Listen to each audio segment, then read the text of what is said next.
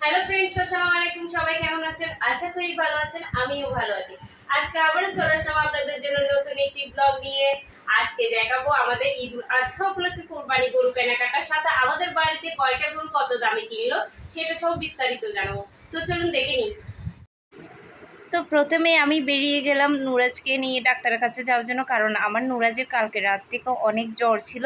তার জন্য আমি চলে গেলাম চট্টগ্রাম আগ্রাবাদ মা ও শিশু হাসপাতালে। সেখানে গিয়ে প্রথমে কাউন্টার থেকে টিকিট কেটে টিকিট কাটার পর চলে গেলাম ডাক্তার দেখানোর জন্য বহির্বিভাগে, কারণ ছোটোখাটো অসুস্থ হলে বাচ্চাকে নিয়ে ওখানেই যাওয়া বেটার। বহির্বিভাগে গিয়ে আমি আর আমার বাচ্চাকে নিয়ে ভিতরে ঢুকলাম, ওরা বাইরে ওয়েটিং রুমে ওয়েট করছিল। তারপর সেখান থেকে আসার পর প্রথমেই নুরাজের আব্বু গরুকে গোসল করে দিচ্ছে, কারণ কালকে হাট থেকে আনার পর গরুর উপর অনেক জার্নি হয়েছিল, তাই আজকে সকালেই গোসল করে দিচ্ছে। আর হ্যাঁ, মাশাল্লাহ বলতে বলবেন না কিন্তু। আর এইটাই হচ্ছে এখন আমাদের গরু। এটার দাম হয়েছিল 1,22,000 টাকা। ওরা অনেক ঘুরে, প্রায় সকালের দিকে হাটে গিয়ে সন্ধ্যায় 5টার দিকে গরুটা কিনলো অনেক কষ্ট করে।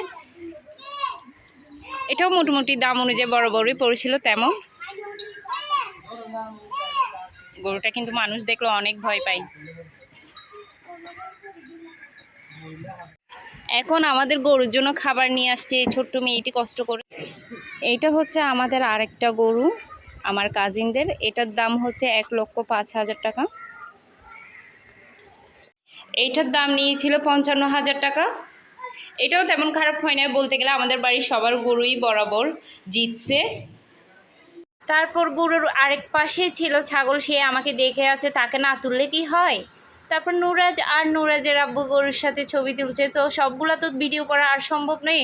তো ফ্রেন্ডস, এতক্ষণ পর্যন্ত আমার ব্লগটি দেখার জন্য ধন্যবাদ। তো আজকের ব্লগটি কেমন লাগলো আমাকে অবশ্যই লাইক, কমেন্টস এন্ড শেয়ার করে জানাবেন। সাথে আমার চ্যানেলটি অবশ্যই সাবস্ক্রাইব করে দিবেন। আল্লাহ হাফেজ।